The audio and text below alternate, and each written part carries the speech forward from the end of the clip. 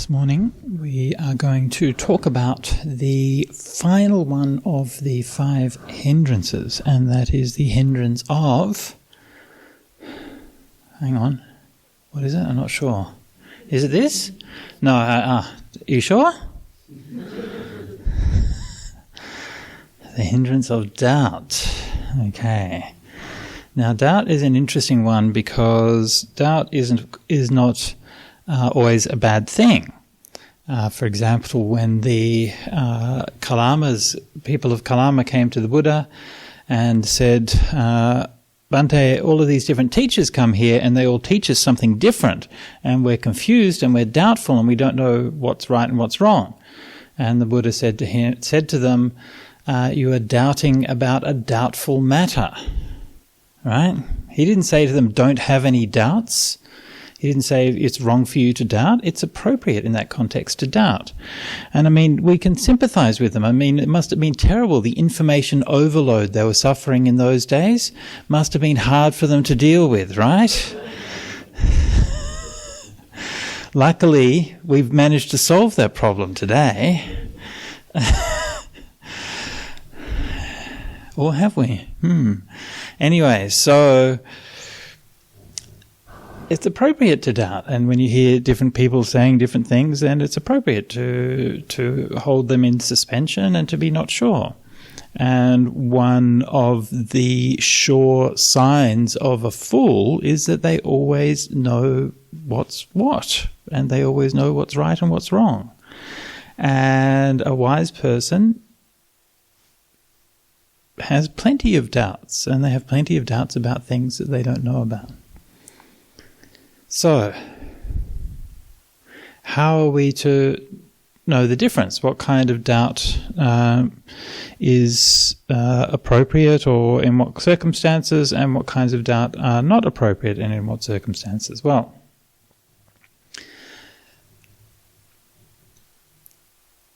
many years ago, I was staying in northern Thailand, and I was very lucky to stay in a hut in the middle of a forest, and I stayed there for a year. And in that hut in the middle of the forest was looked after by a local businessman, and he was a very kind of doubting character, and he always used to struggle with doubt about everything that he did. And I always remember he built himself a kuti. There was like a teak plantation I was staying on, and he built a kuti there I was staying in, and he built another kuti on the property for himself to come and stay and do some meditation from time to time. But you could see that whole kind of project was characterized by this kind of doubt. So, for example, the kuti that he built for himself, the entire bottom floor of it was like a concrete pad with a big door that was open up to the kuti. Right, it's a very unusual design. Right, and then the top floor was it's just a single room downstairs and a single room upstairs where he would stay. And I was looking at this design and thinking, why do you build a kuti with a ground floor concrete floor and like a door that opens up the whole way? I asked him, why did you build the kuti like that? And he said, it's so I can park my Harley underneath. So he can make sure that he doesn't have to make the choice between his Dhamma practice and his Harley Davidson. So, okay, fair enough. And then the first night he actually came and stayed in that kuti. He came to me the next day and he said, he was so proud that he managed to come and stay and practice that night.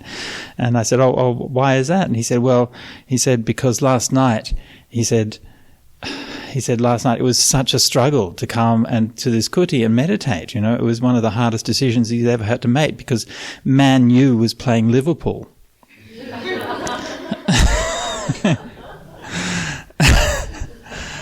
But he managed to overcome it, and which is more important? Oh, come on, it's Man U playing Liverpool, but I was going to go and do some meditation.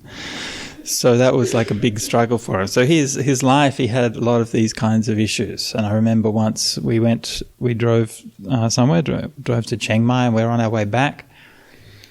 And driving down this unfamiliar road, and the road sort of driving down straight, and then it forked off in 2 directions. And we were sort of driving, and he was sort of driving and slowed down a bit and wobbled a bit and then just went straight down the middle. And we're just kind of stuck in the grass on the middle, like, oh, we don't know what to do. So sometimes you go either left or right, one or the other, and you don't know. So one of the things in English, they have this very unreliable idiom. Like English is full of idioms and sayings that are just obviously untrue. Sticks and stones may break my bones, but words will never harm me. I mean, come on, are you a human being? That's ridiculous. And then you have many hands make light work, and also too many cooks spoil the broth. So which one is it? Sorry, I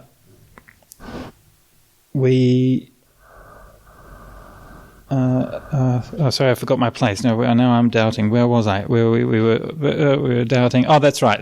Hindsight is 20/20. Right? Hindsight is 20/20. Do you know what that means? Hindsight is like 20/20 vision. So when afterwards you can look back. Is there a saying in German for that, or French? Hindsight is 20/20. See, it's much more sensible. See, in English you have all these sayings that are just not true.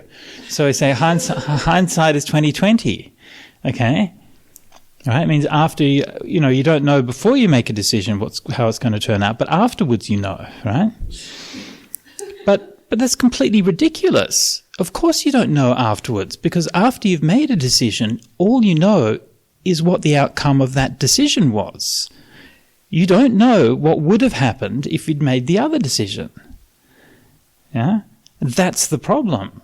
Yeah? If you choose to go left, you know what left is like, but you still don't know what right is like, so you're still no better off as to knowing what was the right decision.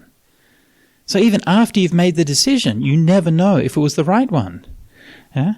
And yet somehow,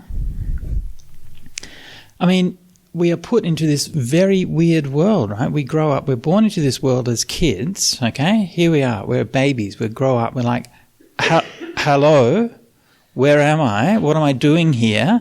And no one can tell you that. You're just here. What's the purpose of my life? No one can tell you that.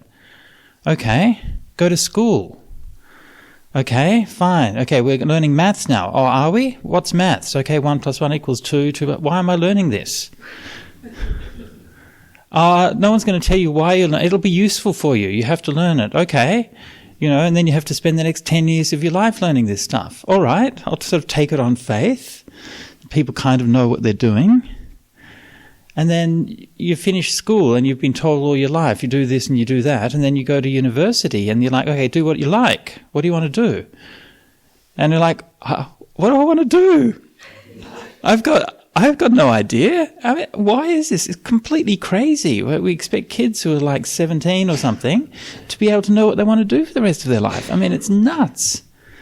So, and nothing ever turns out the way that you think. Right? I'll tell you just the story of me and my mates when we graduated. So my two best friends, Stuart, he graduated, went to university, got an engineering degree. Got his master's, did a couple of years working engineering, went to England, helped to design the Channel Tunnel, and I told him, you have to tell me which bits that you designed, so I'll make sure I avoid those bits. And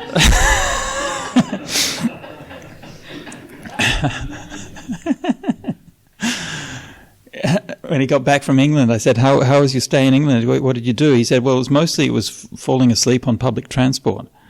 There was one time he fell asleep, and when he woke up, there's got a bunch of guys on the other side of the train carriage were just giggling and looking at him. He didn't know what they were doing, so he stood up and just like immediately fell over, and they'd tied his shoelaces to the seat while he was asleep. Anyway, it's my friend Stuart.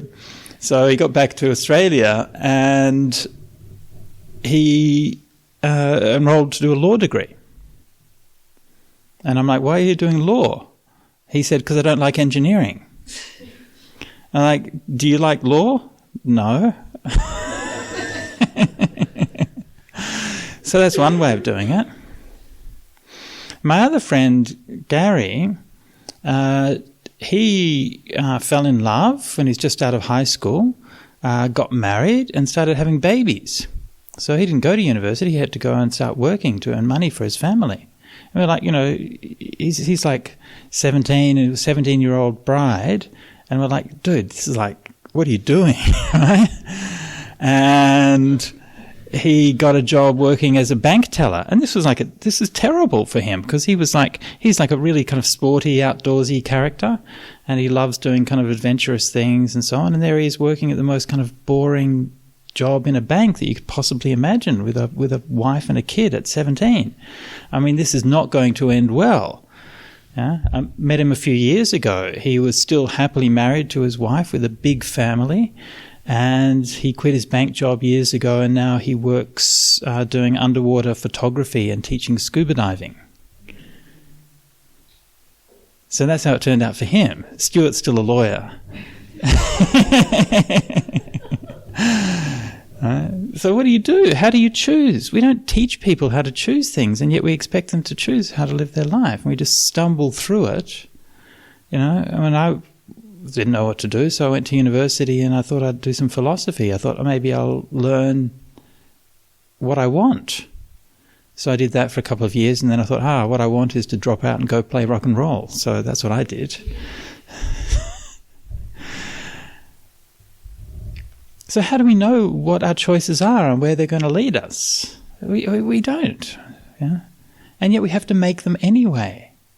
And so this is the essence of doubt, is this mind that you want to know beforehand, is this going to be right? And so many times people come to me and they say, is this right? My meditation, I'm meditating like this, is this right? Is this correct? I'm like, there's no such thing as correct meditation. I mean, there might be some things that you say, well, this is not really advisable, or this is probably not going to be very helpful. But you have to find out your meditation for yourself. But people want that kind of reassurance. I mean, they want some support on their path, and that's perfectly understandable. It's perfectly fine. But it's just that at a certain point we have to realize, well, we don't really know. And a search for certainty is going to be somewhat doomed. In science, we get used to, if from a kind of a layman's perspective of science, we get sort of used to the idea that science is very kind of accurate and very precise. And, if we want to weigh something, then we assume that we can weigh something very accurately. If we want to make a building, for example, we know we can make a building and have a very large probability that the building isn't going to fall down, because we trust the engineering. And we can fly airplanes, and they fly in the sky every day with a high degree of reliability. So we get used to the idea that science is something that is very accurate and very precise. But of course, once you start looking at science, you realize that science is all about probabilities. There's no such thing in the real world as being able to measure something precisely. We measure things within a certain degree of accuracy, and then there's a certain degree of probability as to what the outcome is. But there's no such thing as absolute truth and confidence, even in sciences. And even when we come to basic things like, say, basic axioms, like in geometry, they say the shortest, a straight line is the shortest distance between 2 points. And we learnt this at primary school as basic geometry. In fact, it's not really true. And Einstein pointed out that gravity curves the universe and curves space-time, so that the shortest distance between 2 points is in fact a curve. Now, to assume that it's a straight line is good enough for most things, right? Unless we're plotting a space travel to Mars, then we probably can ignore the curvature of space-time. But it's just an approximation. And so we have in our minds, we have this need for certainty, and yet at the same time, the kind of information and the kind of knowledge that the world gives us, even in those fairly simple and well understood things, is never certain. And if even in the area of geometry and physics, then the knowledge still has that degree of uncertainty and approximation to it, how much more so is that the case when it comes to the mind? And when it comes to the mind, our knowledge is of a much different nature. Our knowledge is much more vague, much more shifting, much more uncertain.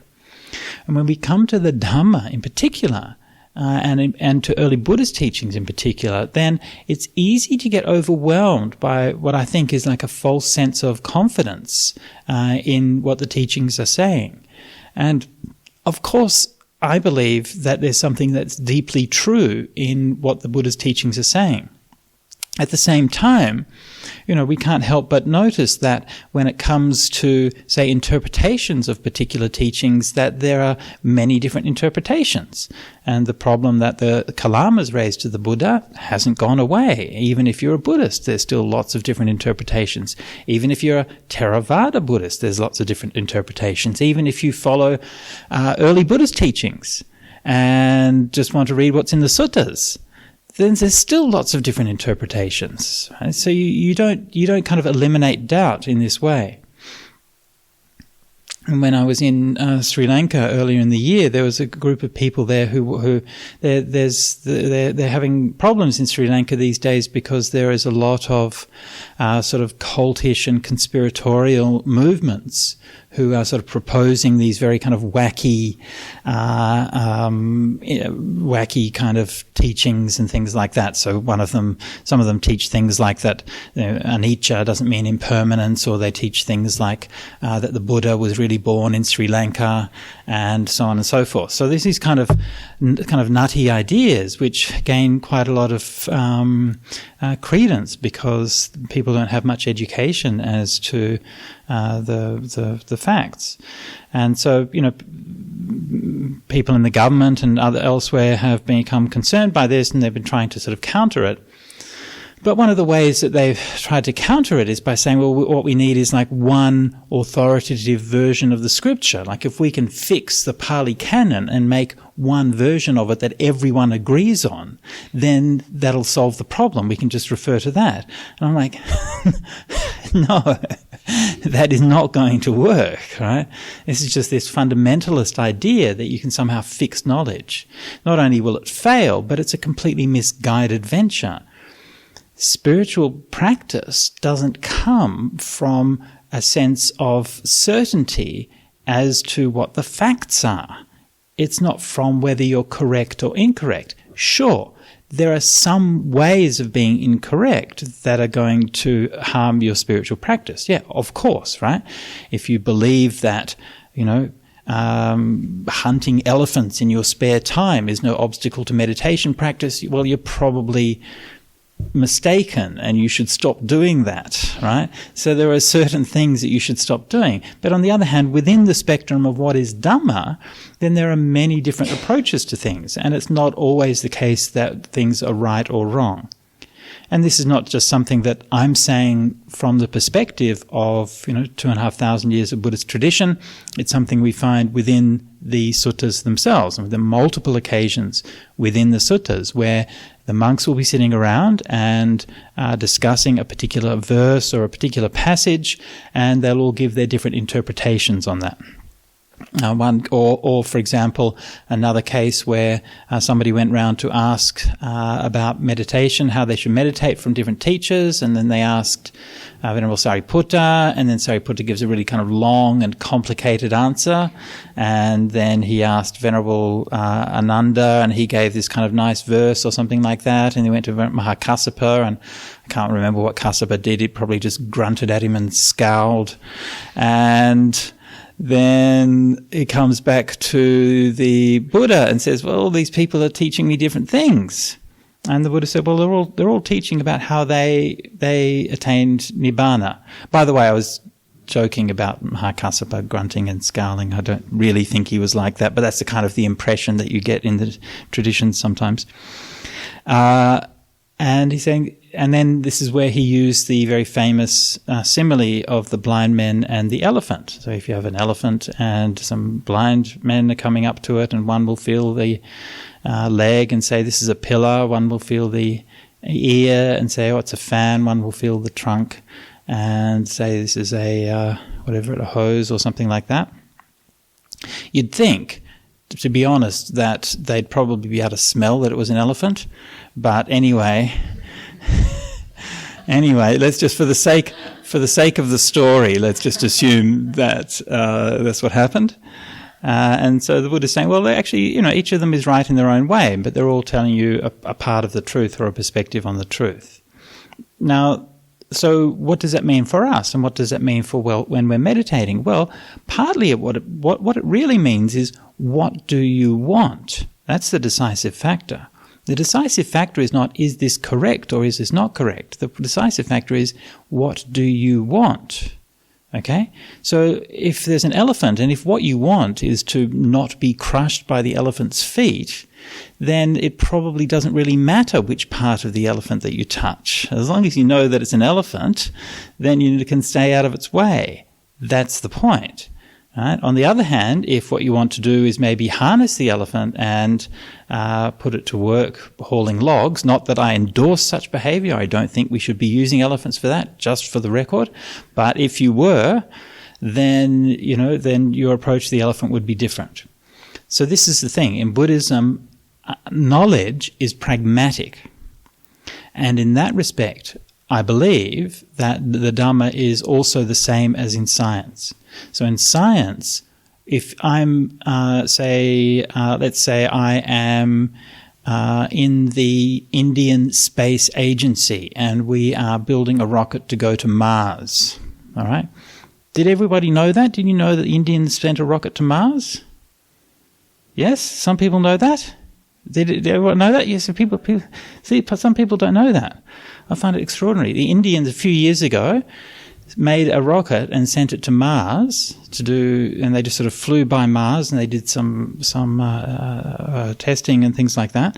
And it cost them about $70 million to do that. Okay? So that's about half of what it takes Hollywood to make a movie about going to Mars. And one of the reasons that I always remember that is because my favourite photo is the photo of when the mission was successful, and there's a photograph from the inside of the Indian Space Agency, and it's all of these women in saris who were jumping up in the air and hugging each other, and they were the rocket scientists who sent the mission to Mars. It's fantastic. Anyway, so if I was one of them and I was wanting to send the rocket to Mars, then it's a very delicate operation, and there's all of the engineering to be considered, and then there's all of the ignition temperature of the fuel, and how long is it going to burn for, and what's the thrust going to be, and where do you orientate it, and the influence of gravity. You have to take general relativity into account. General relativity or special relativity? Anyway, you have to take relativity into account. And they had to time it very precisely. They could only do it because of the particular match of the orbits of the Earth and Mars. So you could kind of slingshot the rocket at just one particular orbit. And if you just got it a tiny little bit out of the way, then it would just go way off into space and completely miss it. So they had very little tolerance for error. But they managed to do it, and they managed to get it within that very, very narrow window. So even in that circumstance where everything has to be so refined and so precise, you're still dealing with approximations. It has to be within a certain degree of tolerance to actually get by at that particular point. And that's the amount of truth that you need. So the same thing is in Buddhism. It's not, is this absolutely true or not? This is where we get mistaken. We think that the Dhamma is true, therefore we have this idea of absolute truth. And when we have this idea of absolute truth, we've gone too far. The Buddha never talked about ultimate truth or absolute truth. These are ideas we find in later Buddhist philosophy, but not in the suttas. Klaus, we were talking about ideas you only find in the Abhidhamma and so on. This is another one, ultimate truth, right? And ultimate truth means... anyway, I don't even want to get into it. But the Buddha talked about was a pragmatic truth. Does the Dhamma actually get you to Mars? Right?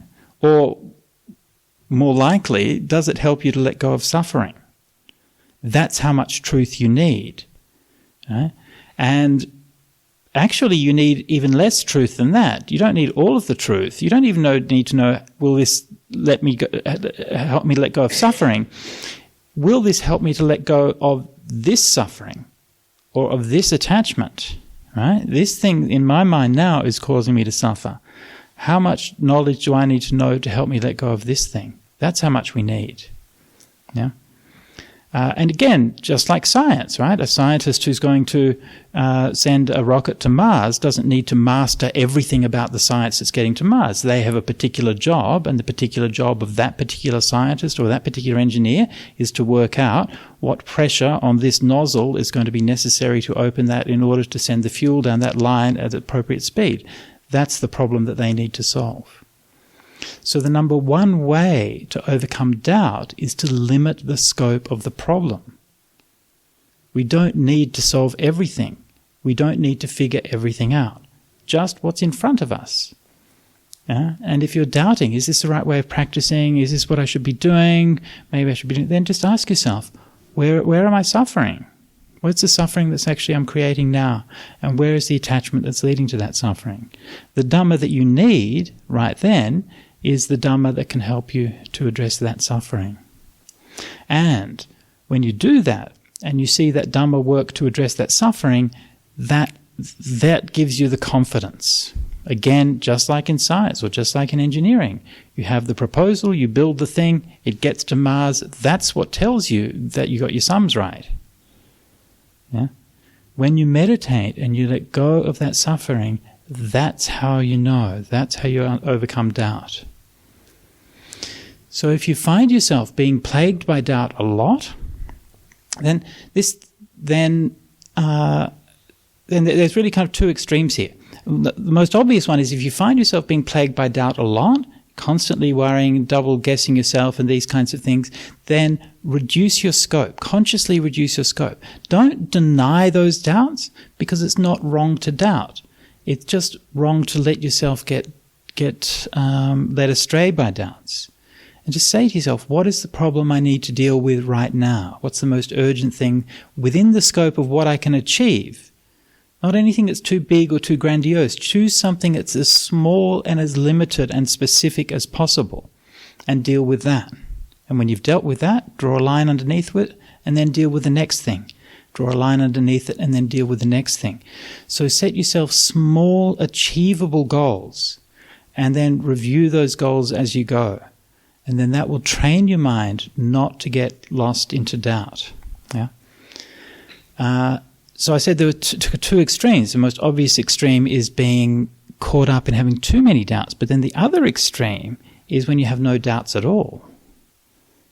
Right? And this is the one where this is perhaps even more dangerous, because you're not going to see it as a problem. You'll see it as good because I have lots of confidence, I have lots of faith, I just believe everything I'm told, I understand everything about the Dhamma, and I never have any doubts about it because I know exactly what's right and what's wrong. What could go wrong? If you think like that, then you're stuck, and you're going to become an absolutist and a fundamentalist, and you're going to become someone who's like, super boring at parties. Okay? So don't be that guy, all right? Don't do that, please. Yeah? Don't turn Buddhism into another kind of fundamentalism. Don't even turn early Buddhism and the suttas into another kind of fundamentalism. Yeah?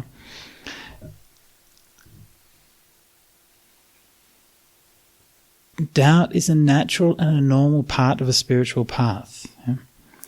And we need to have that ability to suspend things in our mind and to not know. There's a beautiful passage in the suttas where sometimes the monks or sometimes the Buddha will go and visit a monastery of the wanderers of some other path, and they'll sit there and they'll listen, and the people will say something and they're not quite sure about it, and it says without accepting it or without rejecting it, we should go and ask and inquire of the Buddha and see what the meaning of this is. And that's a beautiful space to hold. Yeah? Neither accepting nor rejecting, but I will inquire as to the meaning of it. This is This is the real way to overcome doubt, not by a false sense of certainty, not by believing that everything you read in a book is true in black and white, or believing that everything you think in your mind is true in black and white, but by having the space in your mind to be able to hold contradictory interpretations and to look at it and to realize, well, actually, things that are contradictory or that appear to me to be contradictory can be resolved in many ways. Sometimes one thing is right and the other thing is wrong. Yeah, sometimes that happens. Sometimes there's some truth to both of them. Yeah, sometimes actually neither of them are right and something else is the case. Sometimes there's a broader perspective by which you can see that actually both of those things are talking about the same thing from different angles. So somebody who has wisdom will recognize that apparent contradictions can be resolved in all of these different kinds of ways. And they're not necessarily in a hurry to resolve any particular contradiction. Like sometimes we have to be, right? Sometimes we have to resolve them. If we're driving down the road, go left or right, we have to. There's a time on that, right? We have to make that choice. But in spiritual matters, that's not always the case. And in spiritual matters, often the reason why we can't resolve things is because we simply haven't grown enough. It's simply a question of maturity, and it takes time. And the questions and the doubts and the problems that we have when we come to the path, yes, we should ask about them and we should clarify them and so on. But a lot of those things we'll find over time will come to be resolved through wisdom. And especially when you see, oh, actually, well, these are different ways of looking at it and different ways of practicing. And so, so patience and acceptance is also a very important part of overcoming doubt. So if you and just one final practical thing about doubt is that specifically for your meditation, it's important to be clear at the start of every meditation, every sitting that you do. It's important to be clear at the start about what your meditation is going to be in that sitting, right? For this session, for this half an hour, or for this period that I'm sitting, for this hour, or whatever it is, I'm going to be doing breath meditation. I'm going to be doing metta meditation. And you don't just wander from one meditation to another. You don't sort of sit down there and sort of go into it and then after 10 minutes like, oh, here I am watching my breath. Okay?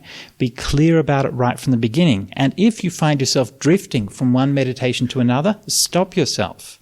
Be mindful. Say, hang on, I was here to do this. And come back to it and do that meditation. If you start meditation and you're doing one meditation session and you're doing one kind of meditation and you discover that kind of meditation is not working, maybe you're just falling asleep or something like that, okay, then stop, mindfully stop, come out of the meditation, okay, break that meditation session, then go for a walk, have a bit of a break or whatever, and then come back and start another meditation. But don't be switching from one to another during the meditation. You're teaching yourself bad habits. So part of your mindfulness is the idea of continuity, to ensure that you keep on practicing the same thing. That's not to say that like when you're doing the meditation, sometimes you can structure your meditation so that you can do a few different things within the practice, like we do with metta practice. We start out with a few minutes of just bare mindfulness, and then we begin the metta practice and so on, because that's what we mean to do. That's our intention from the beginning, right? We're not just doing the mindfulness practice and then like, oh, why don't we do some metta? That's our plan from the beginning. Yeah? So that's different. That's not what I mean. But what I mean is that you shouldn't be drifting from one kind of practice to another during the one meditation session. And if you find that you are doing that a lot, then that's a good sign that there is that doubt in your mind, that lack of clarity. So keep your meditations shorter, and even remind yourself to say to yourself 3 times at the beginning of this meditation, for this meditation, I will watch my breath. For this meditation, I will watch my breath. For this meditation, I will watch my breath. And then they will come back to help you when you get confused or lost during the practice. Okay? So that's a few thoughts and reflections for you this morning on doubt.